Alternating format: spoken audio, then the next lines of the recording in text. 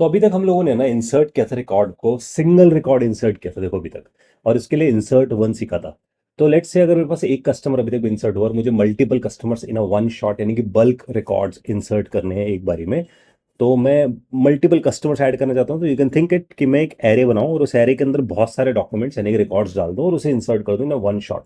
तो एक बारी में मैं मल्टीपल रिकॉर्ड्स या बल्क रिकॉर्ड्स को इंसर्ट करना चाहता हूँ इंस्टेंट ऑफ कि मैं सिंगल सिंगल रिकॉर्ड को इंसर्ट करूँ। तो इसके लिए बहुत सिंपल है, डीबी के अंदर कस्टमर्स के अंदर इंसर्ट मैनी नाम से हमारे पास ऑप्शन है, इसे हम यूज करते हैं और यहाँ पर एरे बनाते हैं। एरे इज सिंपली सेइंग कि मैं इसके इनसाइड यहाँ जाकर मल्टीपल ऑब्जेक्ट्स बना सकता हूँ। तो these are the multiple objects, और उस ऑब्जेक्ट्स के अंदर जाकर आई विल से कि मेरे पास एक राम नाम से है और फिर उस पे एक बैलेंस की मैंने स्पेसिफाई की, उसकी एक वैल्यू डाल दी मैंने यहाँ पे। तो this is the first record. इसी तरीके से मैं यहाँ पर जाकर दूसरा रिकॉर्ड भी इंसर्ट करके आता हूँ। तो नेम लिखता हूँ और यहाँ शाम स्पेसिफाई करते हैं, फिर इसका भी बैलेंस स्पेसिफाई करते हैं। एंड सिमिलर वे में यहाँ से हम एक रिकॉर्ड और इंसर्ट करके आते हैं। लेट्स से आई विल से एक और नेम में यहाँ पर स्पेसिफाई करता हूँ और इसे लिख देता हूँ टिम, और उसका भी एक बैलेंस स्पेसिफाई करता हूँ। So what we actually able to see कि I am inserting not a one record, I am inserting multiple records, and for every insertion it is generated an object ID। तो आपके पास हर एक का एक unique object ID generate हो रहा है। आप यहाँ से db.customers.find करके you are able to see it, yes we have multiple records. तो हम इस तरीके से मल्टीपल रिकॉर्ड्स इंसर्ट करके आ सकते हैं। तो जब भी हम रिकॉर्ड इंसर्ट करते हैं तो हम इंसर्ट मेन्यू के थ्रू मल्टीपल रिकॉर्ड्स पिक करके आ सकते हैं, राइट। तो now the thought process is कि अगर मैंने इंसर्ट किया विद इंसर्ट मैनी, लेकिन थिंक अबाउट कि अगर मेरे को इस तरीके से इंसर्ट जैसे मैंने किया अमित राम श्याम टिम ऐसे रिकॉर्ड्स, तो अमित पहले से था, ये 3 रिकॉर्ड मैंने इंसर्ट किए। लेकिन थिंक अबाउट, वैसे क्लियर करता हूँ पहले, और यहाँ से लेट्स जंप इट हेयर। और फॉर एग्जाम्पल मैं यहाँ पर एक जो रिकॉर्ड इंसर्ट करना चाहता हूँ इस मूवमेंट पे, वो इंसर्ट इस तरीके से करना चाहता हूँ कि जैसे ही मैं इस रिकॉर्ड को यहाँ पर इन करूँ तो मैं इसके फील्ड के स्ट्रक्चर्स को बदलना चाहता हूँ। थिंक अबाउट इट कि मेरे पास लेट्स से इंसर्ट मेनी में मेरे पास एक रिकॉर्ड है, for example I am saying this would be a Ramesh, और इसमें बैलेंस है लेकिन इसके साथ साथ कस्टमर की एज भी है, और लेट्स से उसकी एज मैंने यहाँ पर 32 डाल दी, राइट। तो it is having a age 32, और इसको मैं थोड़ा सा सेटल डाउन करता हूँ इस तरफ ताकि आप लोग देख पाओ। तो this is the age it has. और अब आप ऐसा देख पाओगे कि यहाँ पर जो वैल्यूज है ना वेरी कर सकते हैं। तो यहाँ पर सपोज मैंने यहाँ पर सिटी डाल दिया और सिटी में दिल्ली डाल दिया, और फिर यहाँ पर मैंने यहाँ पर लेट्स से श्यामलाल डाल दिया, and for example here I also specify phone number डाल दिया, और फ़ोन नंबर की कोई वैल्यू स्पेसिफाई कर दें यहाँ पर, राइट। अब आप देख पाओगे यहाँ पर ना अलग अलग वैल्यूज़ मेरे पास आ रही हैं, और यहाँ मैंने इधर लेट्स से टॉम डाल दिया और उसमें सिर्फ दो ही चीज़ रखी। तो we can insert it because it's a schemaless architecture. तो I can increase the fields on a run time, and run time में फील्ड्स को इंक्रीज कर दिया। एंटर करते हैं, here it is inserted the records, और अब db.customers.find करते हैं एंड हेयर वी गो। तो आप यहाँ देख पाओगे ये रिकॉर्ड्स मेरे पास आ रहे हैं, लेकिन जैसे हम रमेश के केस में देखें तो we have the age as well as, लेकिन श्यामलाल के केस में देखें तो city and the phone number also is get included. तो इस तरीके से आप मल्टीपल रिकॉर्ड्स इंसर्ट करके आ सकते हो विद विद कि आपके पास जो की वैल्यू पेयर है वो अलग अलग हो सकते हैं। तो you can get a leverage of schema list. तो आपके पास स्कीमा लिस्ट का लेवरेज यहाँ पर मिलना शुरू हो जाता है। Now we we actually done about कि इंसर्ट कैसे करके आ पा रहे हैं। थिंक अबाउट कि अगर मुझे रिकॉर्ड्स को फाइंड करना है तो मैं फाइंड कैसे करके आ सकता हूँ। तो अभी तक अगर हम फाइंड की तरफ जाकर देखेंगे, इसको फाइंड में जो हम लोगों ने अभी तक लर्निंग ली है वो कुछ ऐसी है। db.customers लिखते हैं और यहाँ पर जैसे हम लिखते हैं फाइंड, तो it will give you all records, ये सारे रिकॉर्ड्स लगा देता है आपको इन अ वन शॉट। लेकिन अगर मेरे को उसमें फिल्ट्रेशंस लगानी है, मैं चाहता हूँ कि मैं फिल्टर वे में डेटा लेकर आ सकूँ, तो मैं यहाँ पर लिखता हूँ db.customers.find, और फाइंड पे आई कैन स्पेसिफाई कि मुझे वो रिकॉर्ड लाना है जिसका बैलेंस 444। और इसके बाद अगर मैं फाइंड करता हूँ we are able to see Ram और रमेश का बैलेंस 444 है, right. In this way I can pick it. लेकिन अगर मैं सपोज इसमें ये कंडीशन लगाता हूँ कि जो मेरे को बैलेंस तो लेकर आना है but that balance must be less than 444 वाले कौन से हैं बैलेंसेस, मैं उन्हें निकालना चाहता हूँ। तो मैंने यहाँ पर करली ब्रैकेट लिखा, और अब आपको दिखेगा ये 3 रिकॉर्ड्स हैं ऐसे, यानी कि अमित है, टिम है और टॉम है जो लेस देन है। तो इस तरीके से आप फिल्ट्रेशन लगा सकते हैं। You can specify your filter अब जब आपके पास फिल्ट्रेशन आता है किसी रिकॉर्ड का, तो आप उस रिकॉर्ड्स को लिमिट भी कर सकते हो। तो आपके पास एक लिमिट का ऑप्शन है, लेट्स से लिमिट टू 1, तो सिर्फ एक ही रिकॉर्ड दिखे, ऐसा तो सिर्फ अमित ही दिख रहा है हमारे पास। तो लिमिट 1 करके यू कैन लिमिट इट कि I want to fetch only 1 record, right. Let's say if I want कि मेरे को पहला रिकॉर्ड छोड़ना है और दूसरा दूसरा और तीसरा दिखाना है सिर्फ, तो what I can do, I can specify a word called skip. मैं स्किप यूज करके आ सकता हूँ, आई यूज स्किप, और यहाँ लगाते हैं डॉट, एंड स्किप में I will say skip the first one. तो स्किप कर दो यहाँ पर say the first one, I am going to skip.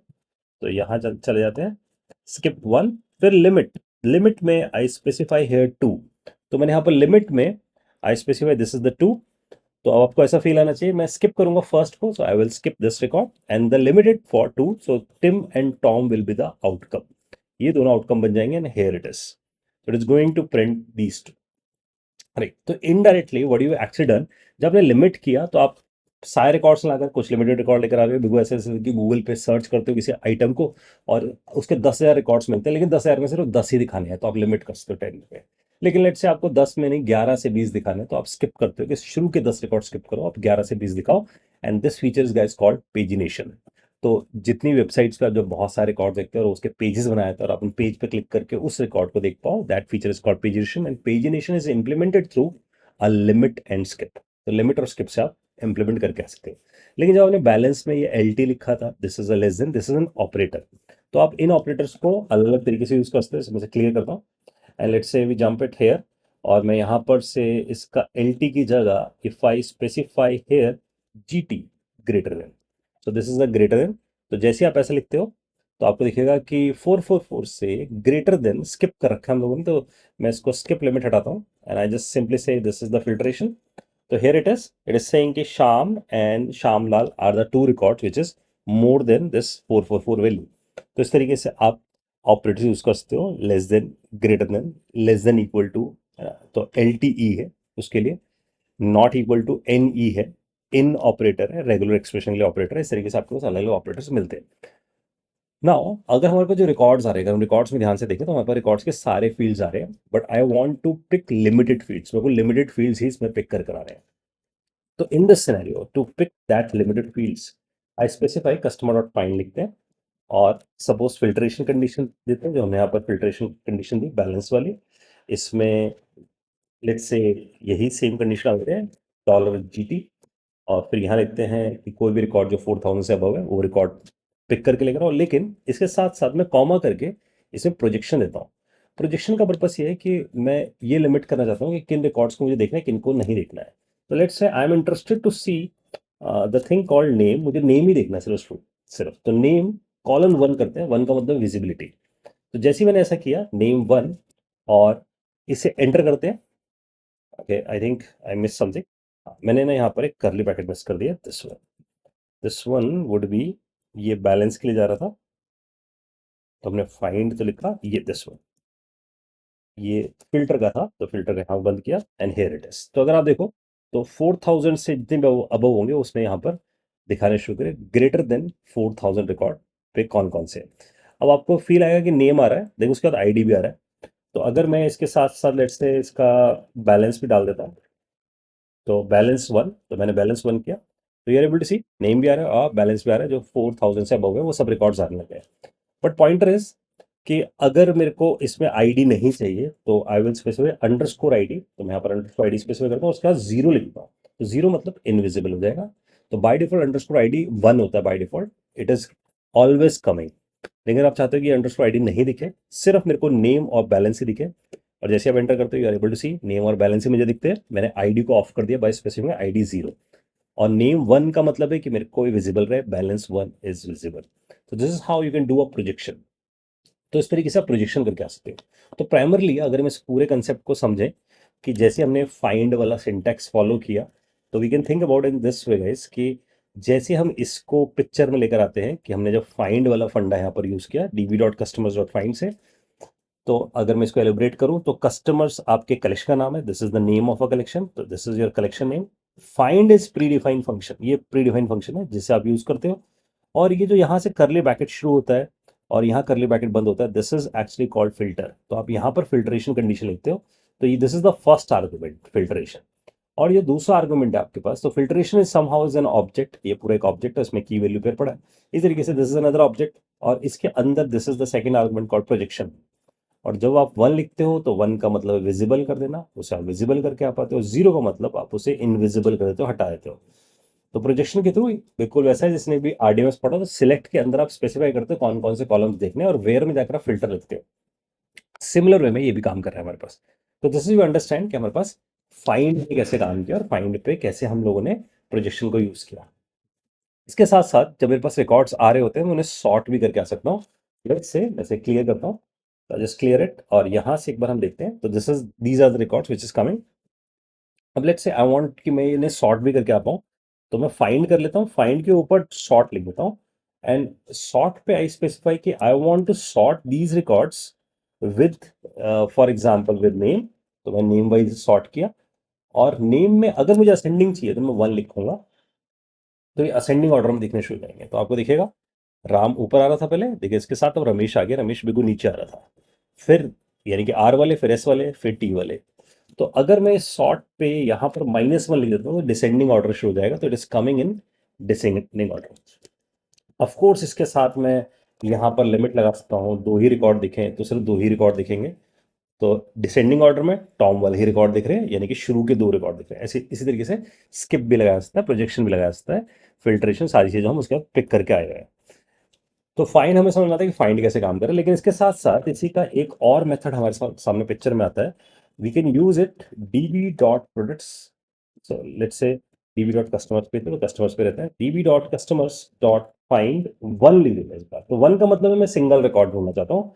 And let's say I will से कि मुझे जो रिकॉर्ड चाहिए इसमें वो बैलेंस, फिर से मैं ऐसे लिखता हूँ बैलेंस, और मुझे चाहिए बैलेंस जिनका ग्रेटर देन 4000 हो। जो हमने पहले बार देखा था वो बहुत सारे 4000 वाले रिकॉर्ड लेकर आया था, लेकिन once you write it down तो ये सिर्फ एक ही रिकॉर्ड लेकर आएगा। If you compare this the similar one with find, तो फाइंड क्या करता है, शुरू से लेकर आखिर तक जितने भी रिकॉर्ड्स मिलेंगे विच इज जो 4000 से अब वो लेकर आएगा, लेकिन ये सिर्फ पहला लेकर आएगा। तो यू कैन थिंक अबाउट कि जो फाइंड मेथड है ना हमारे पास, वो अगर उसमें आप लिमिट वन डाल दो तो फाइंड वन बन जाता है, राइट। तो so find one, if you compare it with this output you will see yes it is the same one. तो बिल्कुल फाइंड जैसा काम करे, लेकिन जैसे ही फर्स्ट रिकॉर्ड होता है it will just return it. Think about अगर मैं कोई ऐसा बैलेंस लिख देता हूँ जो कि एग्जिस्ट ही नहीं करता है, it will give you null. तो it will give you a null value. लेकिन इन दिस केस अगर हम यहाँ फाइंड लिखते हैं, और मैं इसमें से लिमिट हटाता हूँ guys, और यहाँ पर भी मैं ऐसा ही लिखना चाहता हूँ, it will give you blank output. तो फाइंड आपको ब्लैंक आउटपुट देता है, लेकिन फाइंड वन अगर कुछ नहीं मिलता तो it will give you a null value. तो थॉट ये हुआ कि जब भी हम फाइंड यूज करते हैं तो find will give you a cursor. तो इसका मतलब आपको थोड़ा समझना है इस बात पे कि when we specify this find option, only the find one, find की बात कर रहा हूँ, you get bunch of records, बहुत सारे रिकॉर्ड्स मिलते हैं। इन बंच ऑफ रिकॉर्ड्स को हम बोलते हैं cursor. It will give you cursor, cursor is like a buffer. तो हमें एक तरीके का एक बफर देता है, इसके अंदर बहुत सारे रिकॉर्ड्स पड़े होते हैं। But when you use find one, when you use find one, तो find one either give you object, या तो वो ऑब्जेक्ट ला कर देता है या फिर आपको नल देता है। ऑब्जेक्ट मतलब डॉक्यूमेंट ला के देता है, या तो you get a document directly और either you get a null. But in case of find you get a cursor, आपको कर्सर मिलता है, कर्सर को आप आइट्रेट करके आ सकते हो, राइट। तो देखो इसको आइट्रेट करने का मतलब क्या है, जब हम फाइंड वन मिल रहा है तो we know it a single document we have, लेकिन when we use a find तो वी गेट अ कर्सर, और कर्सर को आइट्रेट कर सकते हैं। तो लेट्स सी दिस। तो मैं यहाँ जाता हूँ, देखो I will be here on this find. तो मैं फाइंड पे हूँ, तो वी नो इट कि फाइंड जब चलाएंगे ऐसा कुछ हमारे पास होगा। वापस CLS करता हूँ, और मैं इससे पहले एक बार यहाँ एंटर कर लेता हूँ दो बार, और फिर से मैं इसी को लिखता हूँ, देखो फाइंड दिस इज हेयर। और इसका जो रिजल्टेंट आने वाला है, I know it it give a cursor. तो मैं यहाँ से एक वेरिएबल में आता हूँ सी नाम से, सी फॉर कर्सर ऐसा याद कर लेते हैं। और सी आप जब भी प्रिंट कराओगे you are able to see this thing, और टाइप ऑफ सी करोगे तो you are able to see this is an entirely an object and that object is of cursor. तो अब मैं सी पे क्या कर सकता हूँ, सी पे जाकर I will specify let's say for each, मैं इसे फॉर ईच लगाता हूँ, डब्ल्यू लिखता हूँ, और यहाँ पर इसे प्रिंट करा देता हूँ। तो I want to print this W thing, तो स्पेसिफाई हियर प्रिंट, मैंने यहाँ पर प्रिंट लिखा एंड डब्ल्यू लिख दिया यहाँ पर। तो डब्ल्यू के पास एक एक ऑब्जेक्ट आ रहा है, और डब्ल्यू डॉट नेम लिख देते हैं लेट्स से, और इससे यहाँ से एंटर कर देते हैं, राइट। तो सी जब इसका कर्सर आया होगा ना, I think so it would be get empty, ये एम्प्टी हो गया होगा, जैसे प्रिंट किया होगा उसने, फ्लश कर देता है इसको कर्सर को।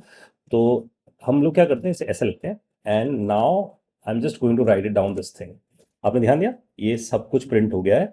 अब फिर से मैं इसे सी डॉट फॉर ईच चलाता हूँ, you are able to see yes it is flush out. तो एक बार जब उसके अंदर वैल्यू आती है कर्सर की, और once you print it it will get flush out. तो इसलिए मैंने इसे वेरिएबल में लिया और फिर फॉर ईच किया। तो आप फॉर यूज कर सकते हो, फिर उसे आइटरेट कर सकते हो, फिर उसे एक एक करके प्रिंट कर सकते हो। तो वी अंडरस्टैंड कि फाइंड एंड फाइंड वन में बेसिकली क्या डिफरेंस है।